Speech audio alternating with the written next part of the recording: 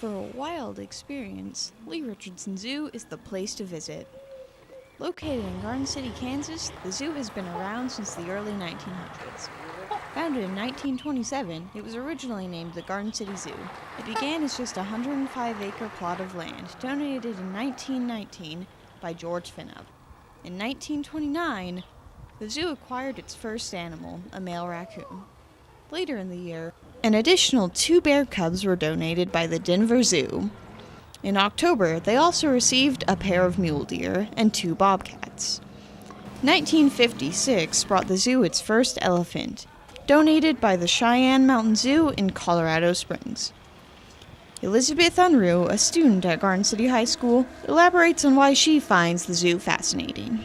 So I think things like that's really great. It's not only an educational tool in our community, but it's also a tool that brings the community together. Over the years, the zoo grew in popularity. On April 26, 1950, the zoo was renamed Lee Richardson Zoo in honor of Lee Richardson's contributions. The zoo is open year-round, 7 days of the week. Admission to walk through the zoo is free. Vehicles that wish to drive through may purchase a day pass for $10. Olivia Hanigan, a Garden City High School sophomore, speaks about why she believes Lee Richardson Zoo is an important part of our community. It's something for everybody to do because we kind of do live in a small town and there's not much for people to do, but the zoo is a great way to get everybody involved. Attracting many animal lovers, 200,000 visitors were recorded in the zoo's 215 census. Patrons have traveled from 48 of the 50 states to see the wide range of species. Also an animal lover, Garden City High School student Gracie Kraft speaks about what she loves about the zoo. I really like the animals and stuff, and it's a really nice zoo, especially for Southwest Kansas, because there's not a lot, nice stuff. Conservation of the natural world is very important at Lee Richardson Zoo. Without the preservation of the environment, our ecosystems would be in disarray. Chris Remmich, the head of science and zoology teacher at Garden City High School, elaborates on why he believes the zoo is an effective way of conserving nature. We generally don't get to see that, and we have this one place where we can go that's easily accessible for our community to see these things, to experience nature, and to appreciate all the habitats and the organisms that come with them around the world, actually. Lee Richardson Zoo is an important part of Garden City.